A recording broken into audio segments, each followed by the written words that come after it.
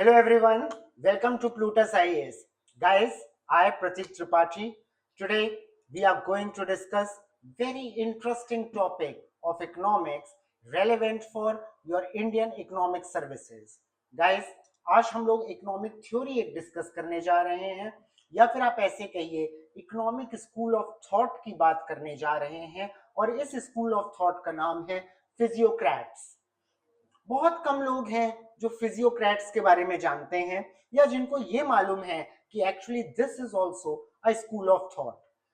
People normally know about 9 school of thoughts of economics, जिसमें mercantilism के बाद, जिसके लिए हम लोग ऑलरेडी एक वीडियो बना चुके हैं, सीधे क्लासिकल्स की बात होने लगती है।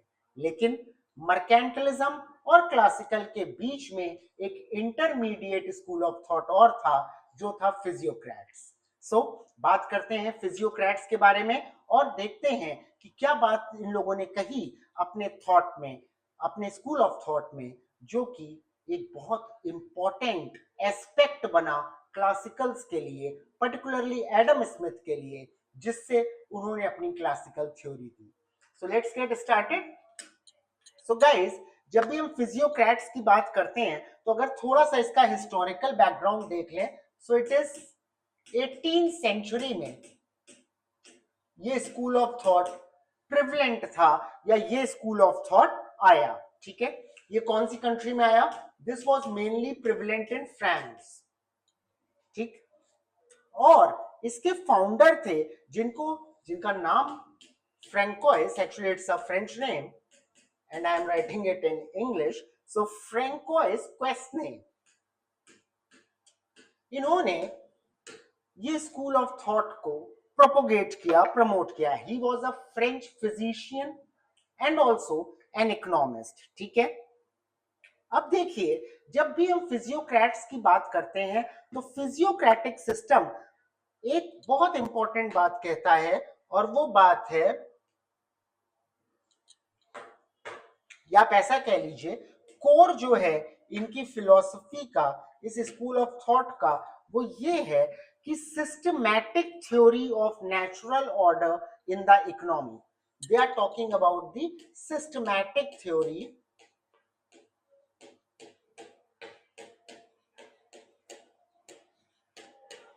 Of natural order.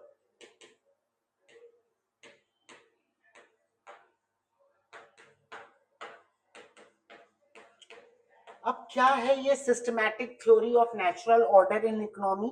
देखिए, इस चीज को समझने से पहले हम जरा इस वर्ड फिजियोक्रेट, या इससे जो इन्होंने इकोनॉमिक प्रोसेस की बात करी, जिसको हम फिजियोक्रेसी बोलते हैं, जरा उसको समझ लेते हैं। सो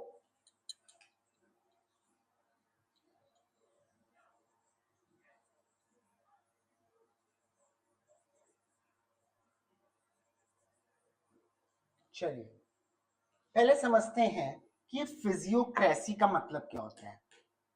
सो द नेम इज फिजियोक्रेसी।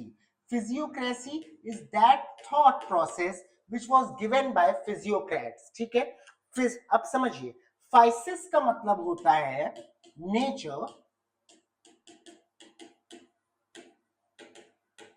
ओके, फिजियोक्रेसी में फाइसिस का मतलब होता है नेचर, और ये फिजियोक्रेट्स, क्रेटोस, क्रेटोस का मतलब होता है पावर।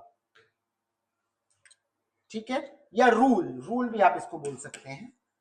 सो ये जो थॉट प्रोसेस है, जिसमें मैंने अभी आपको बोला भी कि ये systematic theory of natural order की बात करता है, यानी यहां पर बात हो रही होती है रूल ऑफ नेचर की। फिजियोक्रेट्स जिस इकोनॉमिक प्रोसेस में विश्वास करते थे, जिस स्कूल ऑफ थॉट में बिलीव करते थे, वो स्कूल ऑफ थॉट था रूल ऑफ नेचर। फिजियोक्रेट्स का ये मानना था कि जैसे हर चीज के लिए, जो भी हम अपने आसपास देखें, नेचर को देखें, तो एक नेचुरल फिनोमिना से सारी चीजें गवर्न होती हैं, right? Sun rises in the east, sets in the west, it rains, हाँ, there are several season, summer, एक नेचुरल ऑर्डर है जिससे ये वर्ल्ड रन कर रहा है। फिजियोक्रेट्स का मानना था कि उसी तरीके से इकोनॉमिक्स का भी एक नेचुरल ऑर्डर होता है। There is actually natural economic order. they said or they talked about natural economic order. और इनका ये बिलीव था कि अगर गवर्नमेंट इस नेचुरल इकोनॉमिक ऑर्डर में इंटरफेयर करेगी, हस्तक्षेप करेगी, तो that will be devastating for economy. वो इकोनॉमी के लिए अच्छा ना हो करके बुरा होगा। यानी आप देखिए पाइनियर स्टोन लेसेस फेयर का where minimum government intervention is done, जो कि क्लासिकल्स ने एडम स्मिथ ने अपनी थ्योरी में दिया। एडम स्मिथ को ये आइडिया फिजियोक्रेट से ही मिला, minimum government intervention that is laces fair. ठीक है, इस बारे में बाद में अभी बात करते हैं। अब देखिए इनका कोर कॉन्सेप्ट क्या था। फिजियोक्रेट्स का कोर कॉन्सेप्ट था कि जो एग्रीकल्चर है दैट इज द सोर्स और that is the core source of wealth. ये मानते थे कि जो भी वेल्थ का प्रोडक्शन होता है वो मेनली आपका एग्रीकल्चर से होता है। एग्रीकल्चर से ही आप प्रोडक्टिव एसेट्स प्रोड्यूस करते हो, और बाकी जितने भी सेक्टर्स हैं, फॉर एग्जांपल इंडस्ट्रियल सेक्टर, वो इन एग्रीकल्चरल प्रोड्यूस का, इन रॉ मटेरियल्स का ही यूज करके सेकेंडरी गुड्स बनाता है। यानी हमें प्रोडक्टिव एसेट्स कहां से मिल रहे हैं? प्रोडक्टिव एसेट्स तो हमें एग्रीकल्चर से ही मिल रहे हैं। इस आइडिया को इन्होंने प्रोपोगेट किया। ठीक है, और ये कहते थे कि एग्रीकल्चर हमें, फर्स्ट ऑफ ऑल एग्रीकल्चर हमें प्रोडक्टिव एसेट्स देता है, और इन्हीं एसेट्स का इस्तेमाल बाकी सेक्टर्स करते हैं, चाहे वो इंडस्ट्रीज हो, चाहे वो ट्रेड हो। ठीक है, इंडस्ट्रीज इन्हीं प्रोडक्टिव एसेट्स को यूज करके दूसरी चीजें, दूसरी कमोडिटीज बनाती हैं। ट्रेडर्स जो इंडस्ट्रीज ने बनाया है उन कमोडिटीज का ट्रेड करते हैं, लेकिन प्रोडक्टिव एसेट्स तो हमें एग्रीकल्चर ही देता है। ठीक है, दूसरी बात ये कहते थे कि क्योंकि एग्रीकल्चर से हमें प्रोडक्टिव एसेट्स मिल रहे हैं, तो जो नेट सरप्लस आएगा वो एग्रीकल्चर से ही आएगा। एग्रीकल्चर ही नेट सरप्लस हमें देता है। ठीक है, और इस थ्योरी के हिसाब से ही, ठीक है, तो यहां पे देखिए पॉइंट्स क्या थे। पहला पॉइंट तो ये हो गया कि नेचुरल इकोनॉमिक ऑर्डर है, और अगर इकोनॉमी नेचुरल इकोनॉमिक ऑर्डर को फॉलो करती है तो प्रॉस्परस होगी। अगर गवर्नमेंट यहाँ पे इंटरवीन करती है तो वो डिवास्टेटिंग होगा इकोनॉमी के लिए। यानी कि जो लेसेस फेयर हम लोग पढ़ते हैं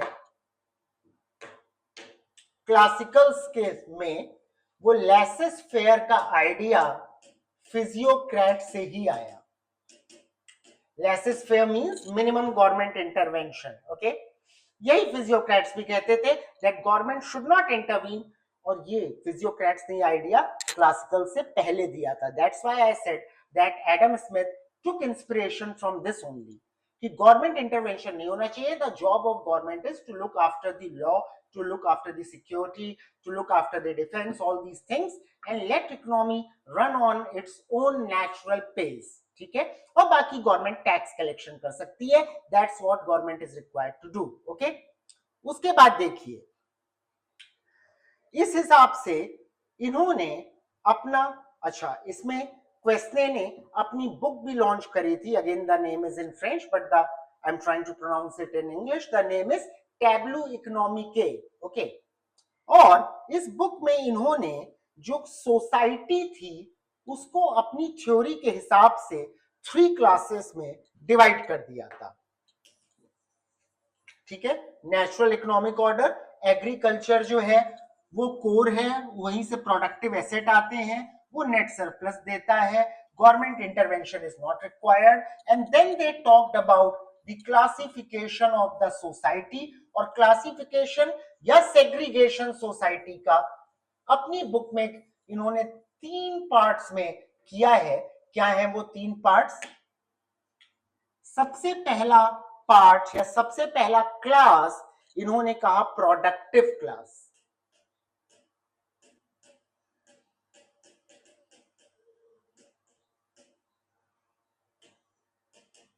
प्रोडक्टिव क्लास, प्रोडक्टिव क्लास में कौन आता है? प्रोडक्टिव क्लास में फार्मर्स आते हैं और एग्रीकल्चरल वर्कर्स आते हैं। क्यों? क्योंकि यही नेट सरप्लस प्रोड्यूस करते हैं। So basically your farmers are there in this class. Okay, second class जो इन्होंने बोला वो इन्होंने बात करी प्रोप्राइटरी क्लास की।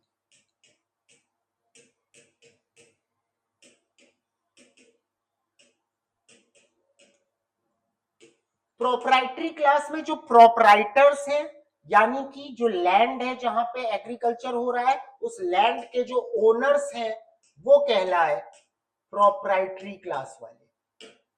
ठीक है, और जो थर्ड क्लास है जिसको इन्होंने स्टेराइल क्लास कहा, स्टेराइल का मतलब जो कुछ प्रोड्यूस ना कर रहा हो, तो ये क्लास किसी भी तरीके से कुछ प्रोडक्शन में कंट्रीब्यूशन नहीं कर रहा है। और जब मैं प्रोडक्शन की बात करता हूं तो फिजियोक्रेट्स के अकॉर्डिंग प्रोडक्शन एग्रीकल्चर से ही होता है। ठीक है, क्योंकि फिजियोक्रेट्स कहते हैं जो गुड्स प्रोड्यूस हो रहे हैं वो एग्रीकल्चर से ही रॉ मटेरियल्स ले रहे हैं। तो इस क्लास को इन्होंने स्टेराइल क्लास बोला। और यहाँ पे आपके मैन्युफैक्चरर्स आ गए जो एग्रीकल्चर के रॉ मटेरियल्स का इस्तेमाल करके गुड्स प्रोड्यूस कर रहे हैं, या फिर आपके ट्रेडर्स आ गए जो इन गुड्स को ट्रेड कर रहे हैं जो मैन्युफैक्चरर्स ने प्रोड्यूस करे हैं, या फिर आपके आर्टिशियंस, क्राफ्ट्समैन, ये सारे लोग भी इसी क्लास में आ जाते हैं। Getting my point etcetera. तो इन तीन क्लासेस में इन्होंने सोसाइटी को डिवाइड कर दिया। ओके गाइस, अब अगर मैं बात करूं कि इंपैक्ट या फिर कंट्रीब्यूशन क्या है फिजियोक्रेट्स के इकोनॉमिक्स में, तो देखिए मर्केंटलिज्म के बाद फिजियोक्रेट्स ने, let me tell you, mercantilism को सोलली रिजेक्ट कर दिया था। मर्केंटलिज्म पे मैं वीडियो ऑलरेडी बना चुका हूं, आप जानते हैं मर्केंटलिज्म ट्रेड और बुलियन में डील करता था कि आप जितना बुलियन अपने पास कोई कंट्री एक्यूमुलेट करेगी उतनी प्रॉस्परस और वेल्दी होगी। इन्होंने इस कॉन्सेप्ट को साइडलाइन किया। इन्होंने पहला इकोनॉमिक थॉट दिया। This is actually the first school of economic thought. Okay, इन्होंने नेचुरल ऑर्डर प्रोडक्शन की बात करी, भले ही एग्रीकल्चर लिंक्ड करी, थोड़ा कॉन्स्ट्रेंट था, लेकिन बात हुई प्रोडक्शन की यहां से शुरू। मर्केंटलिज्म प्रोडक्शन की बात नहीं कर रहे थे। लेसेस फेयर भी यहीं से आया, मिनिमम गवर्नमेंट इंटरवेंशन का, जिसको आगे हमने देखते हैं कि क्लासिकल्स ने अपने में अडेप्ट किया और अपनी थ्योरी एडम स्मिथ ने वेल्थ ऑफ नेशन में उसका डिस्कशन किया। ठीक है, इस स्कूल ऑफ थॉट के ऑब्वियसली कुछ क्रिटिसिज्म भी थे। फर्स्ट एंड फॉरमोस्ट क्रिटिसिज्म तो यही था कि इनका ओवर डिपेंडेंस था एग्रीकल्चर पे। इन्होंने बाकी किसी क्लास को प्रोडक्टिव क्लास नहीं कहा, चाहे वो इंडस्ट्री हो चाहे कुछ और हो। ठीक है, इन्होंने टेक्नोलॉजी और कैपिटल को पूरी तरह से निग्लेक्ट कर दिया, उसका इन्होंने कोई जिक्र नहीं किया, क्योंकि बिकॉज टेक्नोलॉजी या इनोवेशन का मोस्टली यूज मैन्युफैक्चरिंग पर्पसेस में होता है, पर ये तो एग्रीकल्चर बेस्ड थे। और इनका जो क्लास डिविजन है, जो कि आपने देखा productive class, proprietary class, sterile class, ये बहुत ही प्रिमिटिव और रिजिड किस्म का था। ठीक है, तो ये था फिजियोक्रेट्स की थ्योरी, जिससे इंस्पिरेशन कुछ मैटर्स में एडम स्मिथ ने ली और फिर क्लासिकल स्कूल ऑफ थॉट आया। So that's it in this video, guys. I hope you understood this school of thought well. In next video, we are going to talk about another school of thought and very interesting school of thought. Okay, so I will see you in the next class. Thank you. Bye bye.